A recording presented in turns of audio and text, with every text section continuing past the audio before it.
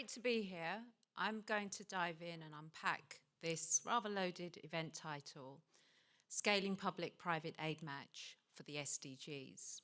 So when we say, or when we talk about governments, what we really mean are, when we talk about the public sector actually, what we mean are governments who spend our taxpayers' money on foreign assistance. And when we talk about private, we're talking about private actors, donors, individual donors, foundations, corporations, who voluntarily give or donate to overseas causes. I mean, whoever gives the money and whatever the size of the aid budget, I'm sure we all agree that aid should be well spent. Now, whereas the private sector tend to grant most of their funds to frontline programs, NGO programs, conversely, governments only give, as a global average, just a tiny sliver of that oda to frontline NGOs. In fact, as a global average, it's only 2% of the foreign aid budget, not GNI, so it's really minuscule. So that means invariably that most of this money flows to bilateral governments, multilateral agencies, and this is not to say that these guys are bad actors, but what it does suggest is that there are many layers of bureaucracy that these funds flow through before the money reaches people on the ground. And so that is why, of course, foundations tend to do it on their own, without governments. But we cannot afford to ignore the sheer scale of government aid budgets, because they are, in fact, more than double than what we give collectively to overseas causes as individuals. So what if we can combine and harness the collective resources and intelligence of foundations and governments? Well, I work with both camps, and I can tell you that both think they know more than each other. So it's a very, very difficult thing to square. So in order to foster public-private cooperation, we really ought to do two things. The first thing is to acknowledge the role of NGOs as a driver of private giving, and to accept the power of fiscal incentives as a lever to attract private investment. And so something miraculous happened to me back in 2008. I met an economist from that elite club of Nobel Prize winners, the late, great Sir James Mirrlees, and he's been my colleague for over a decade. And as the founder of Fortune Forum, some of you may know that I convene mega philanthropists and NGOs. And so together with James, we put together a set of policy proposals called the MMA model. And we took it to the UK government and we said to them, if you can just take a small part of your overseas aid budget and use that to match fund and attract private donations, so long as those donations are directed exclusively to NGOs, then we're in business. And so the UK did this, and they set up their flagship UK Aid Match, which matches charity appeals pound for pound. And they also set up the GAVI matching fund, which they, alongside matching the government, alongside comes the Gates Foundation and offers this sort of double matching, so it's a double incentive to the private sector. And all of those funds were directed to GAVI, and of course we know about the high ROIs that are associated with immunization and vaccination for global health. And in combination, all of these matching schemes, and also there was a malaria matching scheme along those lines, in total, this has unlocked £500 million of new money and has positively impacted over 100 million lives.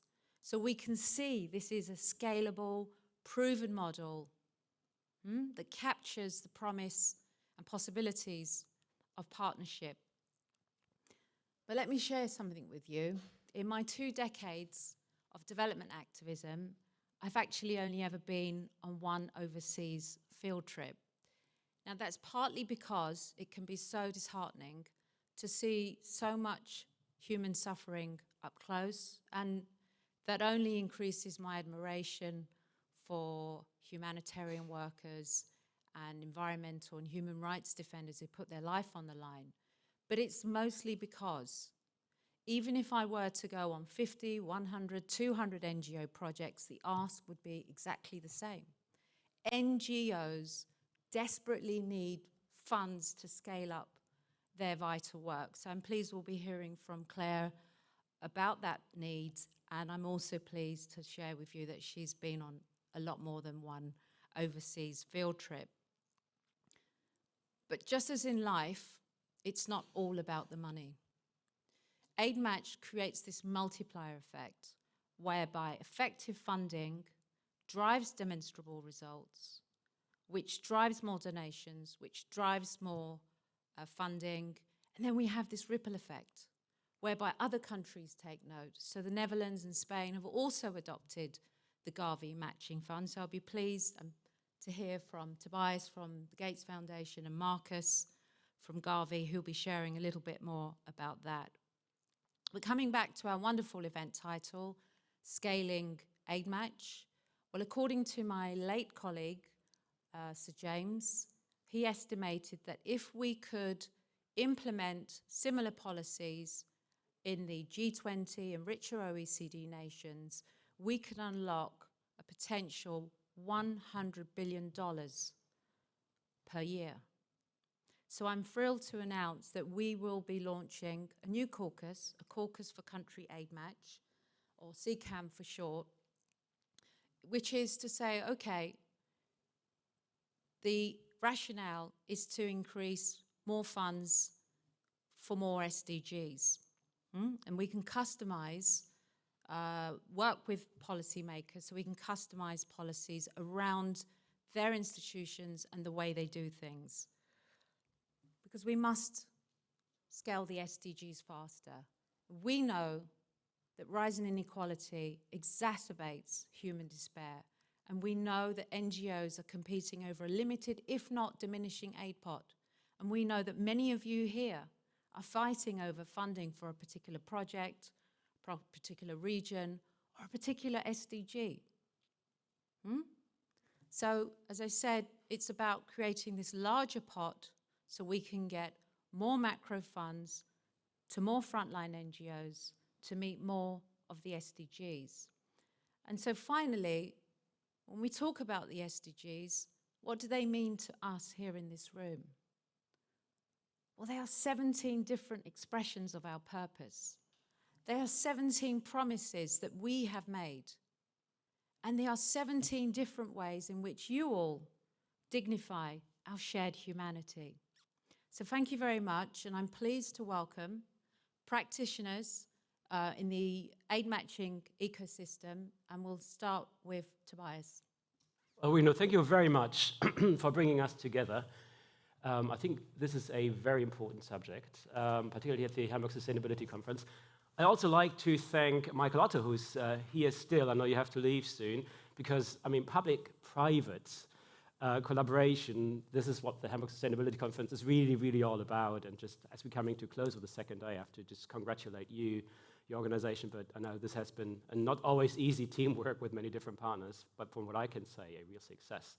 And it's great for Germany, not just for Hamburg, but I hope also for the world that this is making a difference. So making a difference, I think what this should all be about, as we're lacking funding for many programs, and just the priorities of the Gates Foundation in terms of replenishments that are coming up for GAVI, for the Global Fund to Fight AIDS, TB, and Malaria, for the Polio Eradication Initiative, for many others, which are actually, if you do field trips, you should do them again. I just came back from Rwanda with a group together with Eckhard von Hirschhausen, and it's impressive what Rwanda has done. You know, they brought up within 20 years the average life expectancy by 20 years, right? So, I mean, these things make us optimistic, and it shows how great and impactful investments here. I think GAVI played a really big part in that, how they can make a huge difference. At the same time, we see that many countries are reducing their ODA budgets, France, Netherlands, Germany, and probably others will follow suit. So funding of these programs is really, really important. I think that aid matching programs can play a part of that. They can be a really important piece of that financing puzzle, I think. On the other hand, we have to always make sure it doesn't let governments off the hook, right? So I think governments, they have made these contributions in the past. They've pledged, like Germany, like many other countries, like most other countries, to the 0.7% goal of ODA, and I think that should be on it. And at the same time, these matching programs can provide additional funding, and we can go into some of those figures in a bit. I think they can also really help, and I think you mentioned this, for communication with different segments of the public, of sometimes customers, of individuals. It's a different story you tell if you bring in matching. And we at the Gates Foundation, I mean, we have been thinking about what kind of incentives can you actually create for companies to invest, and that's just not financially, but to bring their powers to bear for the SDGs. So quite often this is in the space of research and development for new drugs, for new tools in the global health space. And how do you do that? It's quite complicated. For research mobilization, the aid matching piece is surely a relatively easy one. And we're very proud, and I think that's one of the key issues, very aligned with the great work that you have just described, and really fantastic with the GCAM, I think, happening soon. So wishing you all the best, and it's really exciting. And the GAVI Matching Fund that has been set up by the British government and the Gates Foundation came in, not quite pari-pari, but almost, and then the Dutch government came in. It's really, you as an individual, as a company, you can give 10 euros, it's going to be matched with 10 euros out of that fund, which is very exciting. And you've mentioned how Spain came in, which is mostly through the Spanish bank La Caixa. So they have run their individual program. If you're a customer at the La Caixa bank, if you have a bank account there, or if you're a manager or an employee, you donate, ideally 1,000 euros, and that bank is actually matching this, so it's going to be 2,000 euros. And then the GAVI Matching Fund, through money from us, through the Dutch and the British government, is matching this again. So it's a 1-to-4 match at the end of the day, which is very exciting for companies, because you can also do this for your PR purposes, but also for individuals. Makes a nice Christmas present, and actually you only pay a fourth of that. So thereby you incentivize new stakeholders to give money, but also to talk about this, which I do think is really important, particularly as we see, as the public support and the attention is sort of like, shifting away from these issues. These are different mechanisms to raise more money and to get, I think, people's awareness on these issues. So maybe so much for now. Just before I hand over to Markus, if there are any questions that anyone would like to pose at the end, do get them ready. Markus. Thank you very much, Renu. And is that microphone on? It's really a pleasure to be here, and I can only echo what Tobias already said about the conference. This year, because of next week's World Health Summit, there has been a real focus on global health, so I'm even more pleased to talk in this session with a global health angle and about GAVI. Who I assume most in the room know GAVI, but we're really a global organization in immunization, providing vaccines, health system strengthening, and over the course of the last 20 years, GAVI managed to support countries in immunizing 1.1 billion children, saving over 18.8 million lives, and there we see the real impact. Most of our funding comes from sovereign donors, but in 2011, as Tobias already elaborated, we started the matching fund with the UK government, and other sovereign donors joined, the Dutch government and the UK government, and you elaborated on sort of the Spanish angle with La Caixa.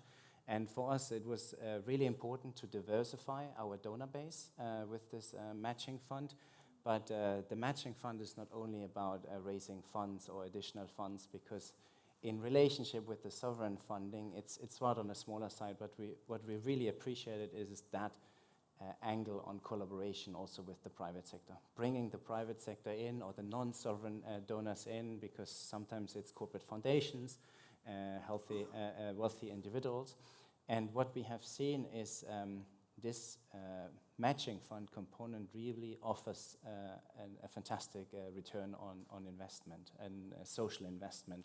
And over the last 13 years that we have been operating on that matching fund, we have concluded in more than 35 partnerships with corporates and foundations such as La Caixa that you mentioned, but also UBS, Google, Unilever, Tony Chocoloni, and other corporates who really came to us in order to join forces. And I think for them it's really interesting to have also the public sector coming at the same table as the private sector to join forces, but then also to use GAVI as a vehicle because they know immunization has such a great impact and it's such an effective tool. So what do we use the money from? Because one side is sort of the money coming in from the private and the non-sovereign, but also how do we spend it and how effective can we spend that the matching fund and that private sector capital really allowed us to drive innovation. So we have seen projects on innovative delivery services. You might have seen drones delivering vaccines in very remote areas, supporting last mile deliveries into areas where it would take days to hike and to get to, where you have difficulties with the cold chain. We have seen it in innovation to support data science and data quality. We're using some implementing partners to, for instance, introduce biometrics when it comes to vaccine management or vaccination management of patients. And it's really that angle where we can also pilot projects that we can then take to scale and use the sovereign funding to further scale it up. Thank you. Hello, I'm Claire Wright from Hope in Homes for Children. I'm going to talk about the impact that UK Aid Match had on our charity. But firstly, I feel I need to explain to you a bit about our work. So Hope in Homes for Children are closing orphanages around the world and getting children back to families instead. So you might be thinking, well, orphanages, aren't they there to protect children?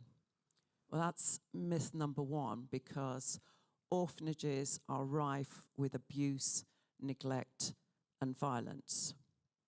But then you might think, well, if you close all the orphanages, where do all the poor orphans go? And that's myth number two, because 80% of children growing up in orphanages have at least one living parent, at least.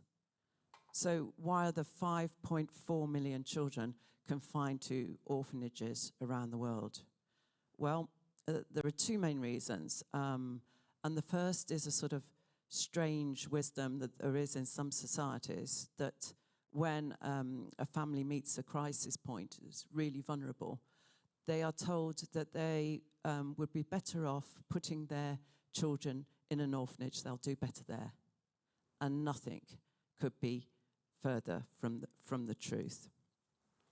And when we're talking about vulnerability, it's just, it can be small things about temporary unemployment, some extreme poverty at one moment, or some health or disability issue, be that for the child or for the parent. And again, people are saying, well, your family won't be able to cope. You must put your child in an orphanage. And yet, what children want most in the world is love. And particularly the special love that only a family can provide. It costs nothing to keep these vulnerable families together, and it costs an awful lot of money once they go into institutional care. And the second reason why there are so many children around the world in orphanages is money, because there's a huge amount of money being made out of the orphanage economy, where children are trafficked out of orphanages. They are put into prostitution. They make money out of them through orphanage tourism and a whole other loads of ways, which I'll leave to your imagination. And I went to Romania in 2000. I'm sure you'll remember there were 100,000 children locked up in orphanages in Romania. Went to this one orphanage with 200 children, and the first thing that hit me when I walked in, was the silence. And that's because the children have learnt there's no point in crying because nobody comes. And the second thing that hit me was the stench, because literally these children were left to rot in nappies all day long. And then as you go from room to room and seeing the children, you learn that they have no physical or mental stimulation all day long, so they try to create their own by self-harming. So the staff tie their hands to the cots so they can't hurt themselves, and when that's not enough, they tie their feet to the cots too. But happily, I'm here to tell you that since we started our work there in Romania, with working with the Romanian government and other partners, there are no longer 100,000 children in orphanages in Romania. There are less than 1,000 who we have left to find families for. All the other children are now in loving families, and a lot of them with their original families who never wanted to give them up in the first place. And orphanages are totally unnecessary because we have a raft of family-based care solutions. So firstly, we look to get them back with their parents. If that's not possible, some parents aren't suitable. We might look to the extended family, grandparents, aunties, uncles. And if that's not possible, we look to foster families. And a large part of our work as well is prevention, because if you can stop family breakdown in the first place, as I say, it's so much better outcomes for everybody. It actually costs 9 times more to institutionalize a child. And we do spend a lot of our work on prevention and strengthening communities to stop this family breakdown. So we were lucky to get the UK aid match in 2018. We created a campaign called End the Silence, and based around this idea that there is silence in orphanages. And then we got hold of the top musicians in the UK and mentioned to them that as well as, next to no noise, there's no music. They hardly ever hear any music, let alone learn how to play music. And this absolutely devastated them. They could not conceive of a childhood without music. So we got all these fabulous musicians on board and started the campaign. And I have a PowerPoint visual, to show you with the stats of what effect that had on us. So you can see it was incredible for creating awareness of our work, because a lot of people don't realise this about orphanages, and we reached 1.6 million people. That's new people now who know about our work. This is incredible for us. It's also incredible for the UK government to be showcased in this way. And it went on with 100 million impressions on social media and over 100 press stories and so on. You can see the people we got involved, some of them there, Ed Sheeran and Paul McCartney, Elton John, etc. And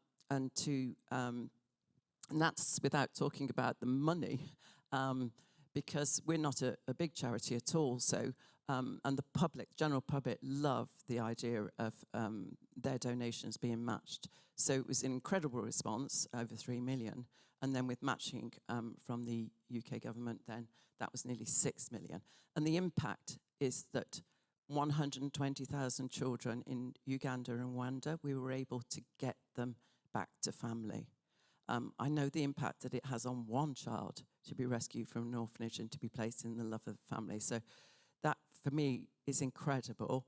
But when you save one child, you don't just save the child, you save the family.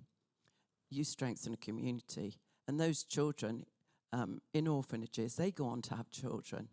And what happens if the children just stay in their orphanages all their life is they tend to send their own children to orphanages because they don't know any different. So you're saving future generations, and that for me is just the most incredible impact. Thank you. Thank you for your compassion and for your work. Just as a quick follow-up question, you mentioned your work in Romania, Rwanda and Uganda. What are the other countries that you're present in? Yes, we're also in India and Nepal, and Bulgaria, Moldova, I'm forgetting somewhere. South Africa. Yeah, so Brilliant. You're truly an international organisation. yes, and we have had at CHOGM in 2018, all the Commonwealth countries signed up to ending the institutionalisation of children. So we're starting to talk to more and more regions now about ending the institutionalisation of children. Markus, we know that there are these high ROIs associated with immunisation, vaccination. Can you tell us a bit about your secret sauce at GAVI, how you manage to deliver those impressive metrics, which tends to attract billions, as you say, from sovereign budgets? Thank you. It's tough to talk after Claire, but I'll come back to the numbers.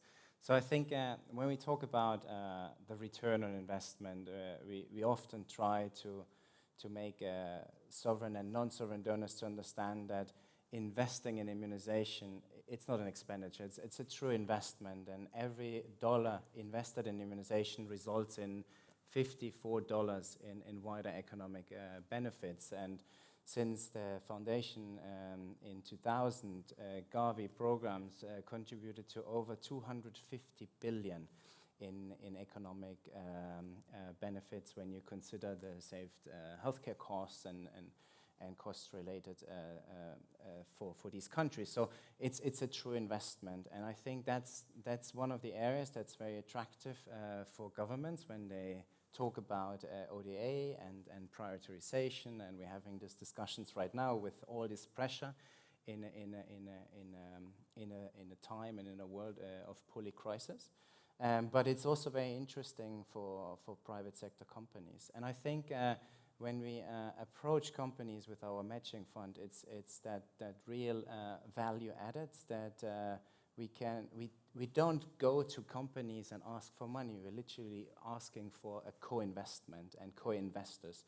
And I think some companies really approach us from a charity angle and or CSR angle, depending on how you want to see it. But some really come and look at it from a risk management, a reputational management aspects, and particularly from a risk management aspect, because we have seen during the pandemic when supply chains go down, some companies are really interested to look into their supply chains all the way down for farming communities, mining communities, etc., and on how to collaborate on the global health space. So I think that's an interesting entry point for some of these non-sovereign. Yeah, I mean, I totally agree with you. I mean, on the one hand, you're talking about value for money in terms of health, but of course that's coming from a place of compassion, but it's also coming from a place of economic common sense, because if we invest in the health of a society, we're creating the systems that are conducive for employment. So you need a fit and healthy workforce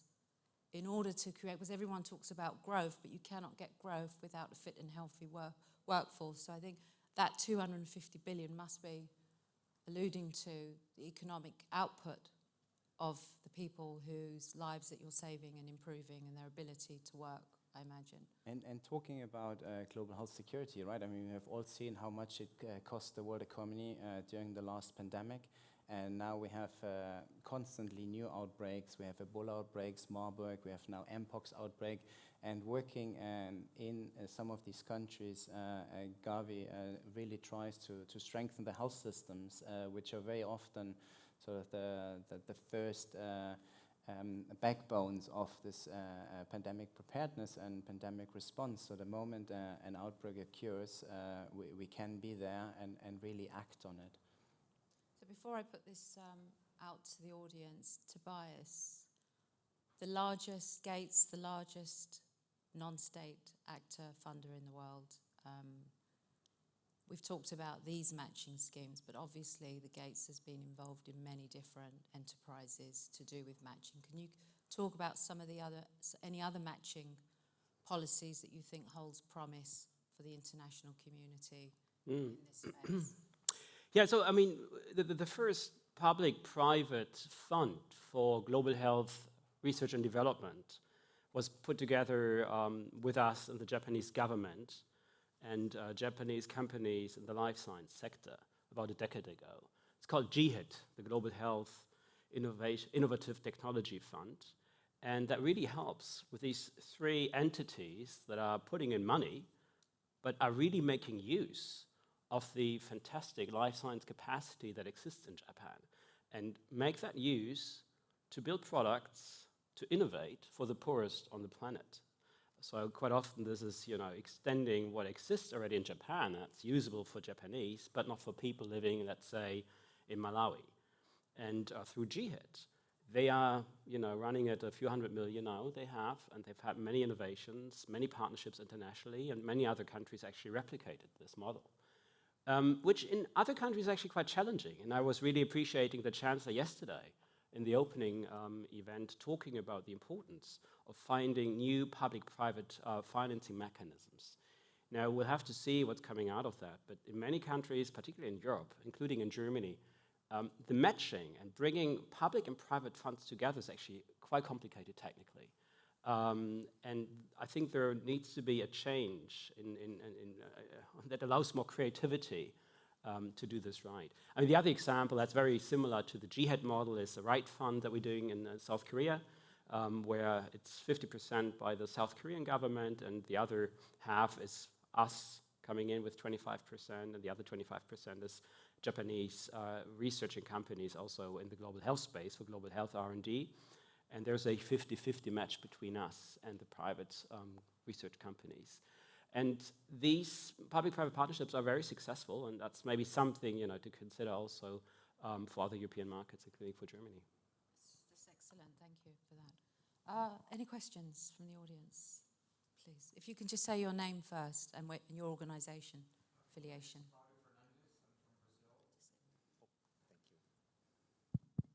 Thank you.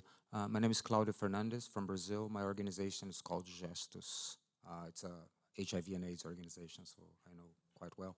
My question is quite simple, is that what would it take to bring the multilateral and national development banks into this matching game? Yeah, I mean, great. I mean, I just had a quick word. I don't know if you had stepped in to see the opening plenary session yesterday morning. Did you see that? With Ajay Bangia? Yes. The session, yeah. So I managed to get a word with him.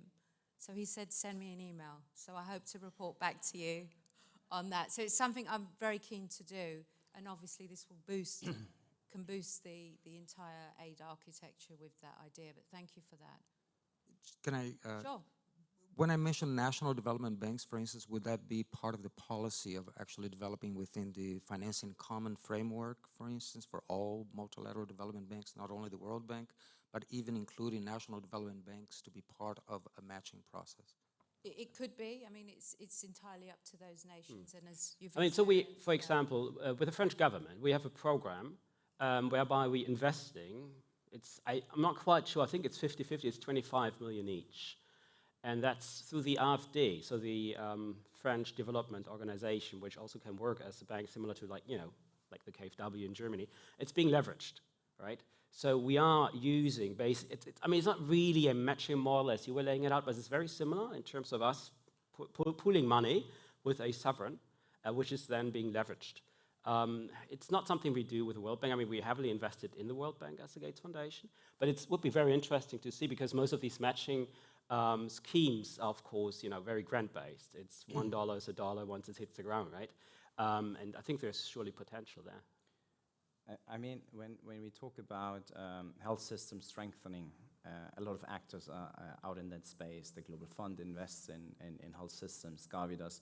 And within GAVI, the World Bank is one of our alliance partners, but also other multilateral development banks like the Asian Development Bank, the Asian Infrastructure Investment Bank are partners where we try to match our investments to create complementarity at the country level, driven by country needs, where we come in from an immunization strengthening angle, and the bank comes in with an additional angle such as WASH, surveillance strengthening, and others, in order to really build resilience systems at country level. So in a sense, there's already some sort of complementarity and matching going on.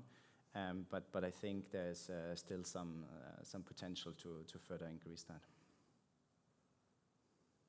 Anybody else? Any questions? Okay, so future plans, Claire, for the organisation.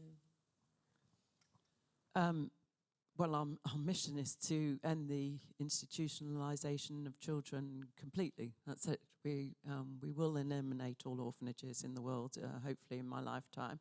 I've decided I'm not going to die before it happens. So, yeah, it's got an end game. This is totally achievable. It makes financial sense. It makes emotional sense. It makes sense for the SDGs. Yeah, so that's the plan. And as I say, we're starting. The one country I forgot that we're in is Ukraine, which has made our work very hard. But we are still operating, and we'll have a lot more to do when the war is over. Tobias, tell us about some of the priorities that are not so secret for the Gates Foundation. I don't know if we It's have that had many quite an secrets evolution, that I would be hasn't it? aware of. Yeah, but it's been quite an evolution, hasn't it? Yeah, I mean, you know, we have been around now for 20 years, and I mean, COVID was tough, right? Because we've seen, you know, sort of like the golden ages that started like 20 years ago for like global health, where we do a lot of work, have brought about fantastic results.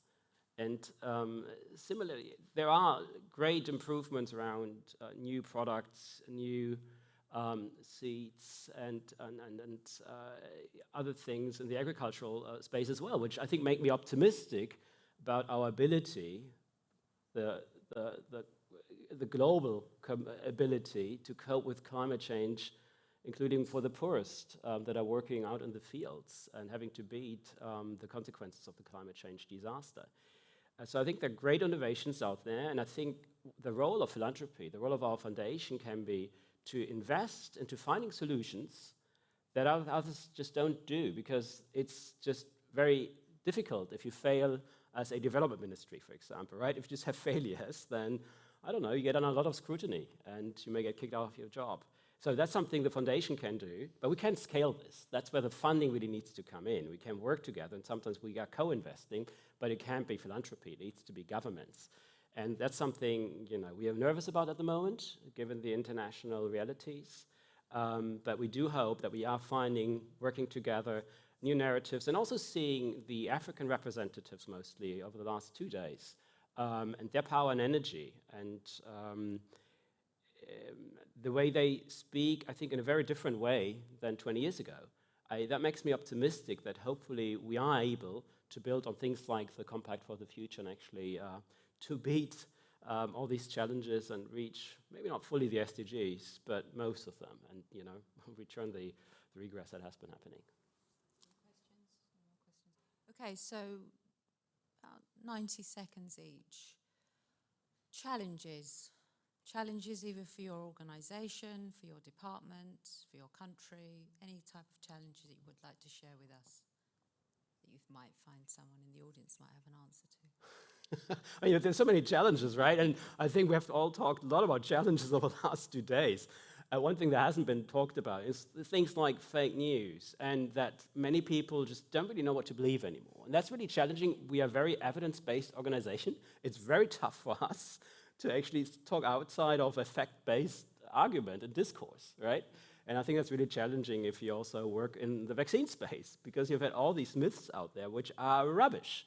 And how do you deal with that, right? So that's a huge, you know, one huge challenge that I didn't hear about the last 2 days, so just adding another one now. Yeah, I think earlier I mentioned how many children we have already vaccinated, 1.1 billion.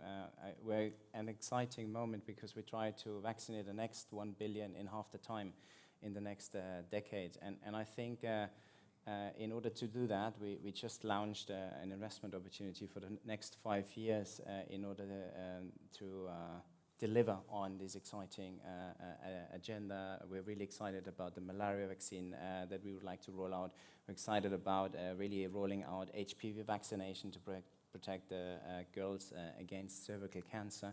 And we're also excited about some of the new technologies, using really AI to streamline country applications and make the whole process for countries more easier, because we see a lot of stretch on sort of in-country capacities. I think what we're also excited, talking about matching funds, is we estimate that over the next 5 years, the lowest 78 countries that we support will be putting $4 billion in co-financing of the vaccines on the table. And I think that's also some fantastic news, how countries have managed to build on their own budget lines. But Tobias just mentioned the challenging environment in terms of funding, and I think we have to come together, sovereign and non-sovereign actors, in order to really take that challenge on. I mean, yesterday morning, Prime Minister Mia Mottley said, you know, try to go fast and in one direction, but a tortoise goes in one direction. And I think it's not about who takes leadership, it's about going fast, isn't it? It's about doing this together. I mean, if you compare, you know, the first billion to the anticipated second billion, you're going to do it much faster, aren't you, because of those alliances. Finally, I'll give you the last word to you, Claire. Yeah, I think, as I mentioned earlier, corruption, money, is a huge problem, because when we start trying to convince people that, you know, that the children are better off in families, there's a huge financial incentive for people to keep these orphanages open and the money flowing into them. Some orphanages are paid by government per capita, so the more children they can get in, the more money they can make. But the biggest problem really is awareness, and that so many people in the world don't know what's wrong with orphanages. I mean, if I were to ask you all how many of you had a dim view of orphanages before you came here, how many of you would put your hands up? That's what we're fighting against. And it's just a total lack of awareness. But for us, you know, social media, the internet, that's a gift, because we can get that message out, and we're getting a lot better at it. We used to be not so terribly good at getting the message across and getting it shared, because once people find out, they can't unforget it. So actually, for us, it's going to help. Thank you. Well, it was great to spend time with you all, leaders who care about complete strangers in distant lands. Please join me in thanking our panel and for showcasing templates of success of Aid Match.